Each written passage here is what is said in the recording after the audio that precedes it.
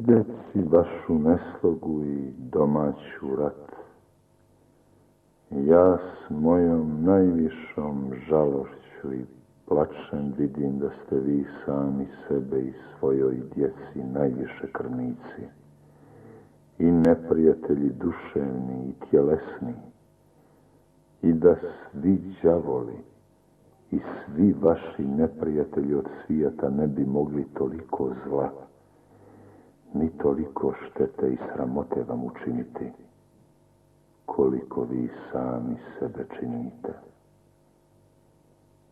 Vi činite ono što znate, no ne znate što činite.